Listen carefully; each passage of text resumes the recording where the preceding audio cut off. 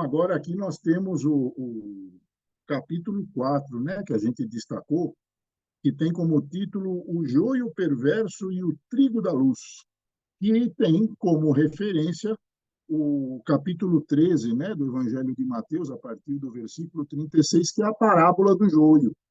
Só aqui reproduzindo para vocês. Afastando-se então das multidões, foi para casa, e seus discípulos, se aproximando dele, lhe disseram: Explica-nos, mestre, a parábola do joio no campo. E ele respondeu, dizendo: Aquele que semeia a boa semente é o Filho de Deus. O campo é o mundo. A boa semente são os filhos do reino. O joio são os filhos do maligno. E o inimigo que a semeou é o diabo. A ceifa é o fim do mundo. E os ceifeiros são os anjos. Assim, pois, como o joio é colhido e queimado no fogo, assim será o fim do mundo.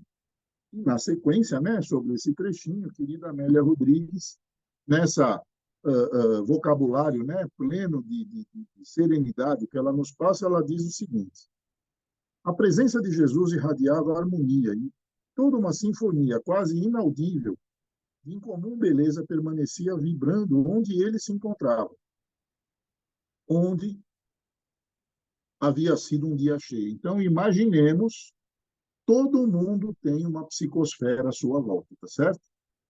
Tem pessoas que a gente gosta de estar próximo porque a gente fica tranquilo. Tem pessoas que a gente gosta de estar próximo porque a gente se sente alegre. Tem pessoas que a gente não gosta de ficar perto porque dá vontade de chorar, né? Começa a correr lágrima e tal. Tem pessoa que vem visitar a gente em casa, parece que é uma luz que acende, né? Tem pessoa que vem visitar a gente que é até samambaia de plástico amarela, né? Então, são as energias de cada um que criam aquela psicosfera. Imagina a psicosfera de Jesus. Quem já teve chance de estar com o querido Chico, né? Mesmo que ele estivesse longe, simplesmente a gente olhar para o Chico, a gente já era estimulado a ser melhor, a fazer melhor, a se corrigir. E ele nem estava olhando para a gente. A psicosfera dele, aquele coração, cuja aura foi medida na NASA, né? A aura de cada pessoa é mais ou menos 5 centímetros no perímetro do corpo, né? A aura do Chico era 10 metros. Então, olha o poder daquele coração, né? Vinculado ao amor. Imagina a aura de Jesus. Então, estando na presença de Jesus, a gente já se sentia bem, tá certo? Via que a vida tinha solução, tinha caminhos, tal. E, continuando aqui, Amélia Rodrigues, as multidões se revezavam e os aflitos não cessavam de lhe trazer as suas mazelas, rogando amparo, saúde, que logo desperdiçavam no terrível banquete das alucinações destemidas. É muito assim, né? Tem gente que é fumante, tem problema cardíaco, vai, opera o coração, coloca estente, promete que não vai fumar nunca mais, né? Uma semana depois, já está com 2 maços no bolso, um de reserva e outro em uso. Quer dizer, então a raposa, como é que se dizia antigamente, perde o pelo, mas não perde o vício. Cada um de nós é convidado à reforma íntima a cada momento, a cada segundo de cada dia. Há quem aproveite e há quem se mantenha, né, escravizado às experiências anteriores, né? E continua aqui a querida Amélia Rodrigues. A partir daquele momento, ninguém se poderia considerar ignorante da verdade, deserdado do reino dos céus, esquecido da divina providência. João, o Batista, viera aparelhar, corrigir os caminhos por onde Jesus prosseguia, ampliando trilhas e anunciando a nova era. Assim, aturdidos por tudo quanto haviam visto e ouvido, os companheiros que não conseguiam entender o incomum significado das declarações, impressionados com alguns ensinamentos, aproveitando-se de um momento de repouso, se acercaram de Jesus e lhe pediram que explicasse a complexa parábola do joio. E, invadido por uma imensa ternura, com a qual sempre elucidava, Jesus esclareceu, dizendo: Isso que a gente acabou de ver. O mundo é um campo imenso e abençoado que aguarda a sementeira. Neutro depende daquele que o vai utilizar, o preparando convenientemente para que a ensementação se faça coroada de êxito. Aquele que semeia a boa semente é o Filho do Homem, que veio distribuí-la em toda parte, a fim de que a terra gentil se converta em formoso jardim pomar. Sem temer qualquer impedimento, entrega-se à tarefa com os olhos postos no futuro. A boa semente são os filhos do reino, com as palavras renovadoras e diretrizes de segurança para que tudo se faça de acordo com os desígnios do Pai, que deseja a felicidade dos seus filhos e providencia para que nada lhes falte no cometimento da evolução. O joio são os filhos do maligno, que são os vícios e as perversões que se permitem às criaturas no trânsito de crescimento interior, sem a necessária coragem para vencê-los. O inimigo que semeou o joio é a inferioridade moral do ser, que nele predomina, o retendo na retaguarda do processo de iluminação pessoal, a que se entrega sem resistência, porque lhe atende os desejos primários a que se encontra acostumado. A ceifa é o fim do mundo e os ceifeiros são os anjos. O mundo moral está em constante transformação por causa da transitoriedade da existência física, das suas alternâncias e de seus processos degenerativos. Por mais longa, sempre se interrompe pelo fenômeno da morte e se encerra o capítulo da existência, chegando o momento da ceifa, que se apresenta na consciência, que refaz o caminho percorrido sob a inspiração dos seres angélicos encarregados de orientar os seres humanos. Deixa eu dar uma pausinha aqui. Não sei quantos de vocês já tiveram chance de ler sobre os relatos das experiências de quase morte, né? De pessoas que passaram por situações, seja de cirurgia, de acidente, de síncope, né? Cerebral, cardíaca, tal, que se viram fora do corpo, foram dar uma voltinha e voltaram. Tem uma infinidade de relatos. Nos Estados Unidos, o pessoal se dedica muito a isso, né? Estudiou, tem um professor, conhecido como professor Moody, né? Já pesquisa, né, pessoas e publica livros, né, com os relatos de cada uma delas já há muito tempo. A pessoa se transforma em agente que era literalmente endiabrado e quando passa por essa situação de experiência de quase morte, se vê fora do corpo, vê como é que é a real da vida, né? Na espiritualidade e volta, a pessoa se volta transformada. Então, felizes nós, né? Que tem a sensibilidade um pouquinho ajustada para entender como é que é, sem precisar quase morrer para perceber como é que funciona, né? E continua aqui a querida Amélia Rodrigues dizendo: os erros na condição de erva perniciosa reaparecem com todo o vigor no joio que existe dentro do coração de cada um, exigindo prosseguimento de viciação, agora sob outras condições inexequíveis, afligindo e atormentando com as chamas do desejo intenso, ardendo no sentimento e na razão do desgoverno. Quer dizer, ela está falando aqui que o joio, se a gente não colhe, não arranca do coração e não queima, não coloca nas mãos de Jesus para que ele nos livre, né? Ele vai, então aí tem a raiva, aí tem a mágoa, aí tem a mentira, infidelidade de não dar sequência em compromissos com dignidade, né? E aí ele continua dizendo: o Filho do Homem enviará os seus anjos, que vão tirar do seu reino todos os escandalosos e todos quantos praticam a iniquidade, e há de lançá-los na fornalha ardente.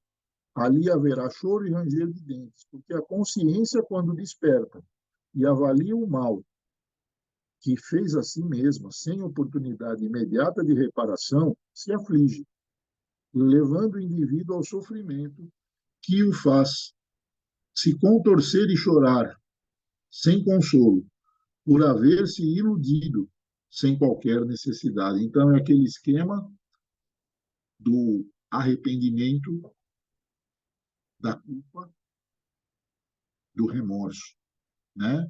Quanta gente que não falta dinheiro no bolso, que não falta bens de conforto material à sua volta, mas o coração da pessoa está mais esburacado que queijo suíço por remorso, por culpa, por arrependimentos que acredita que não vai poder sanar jamais.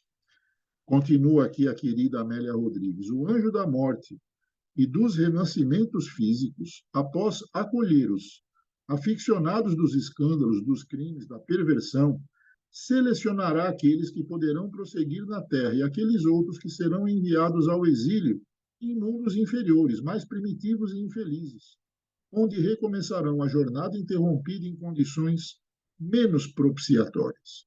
Será realizada a seleção natural pelos valores espirituais de cada um, que compreenderá a loucura a qual se permitiu, envidando esforços hercúleos para se recuperarem.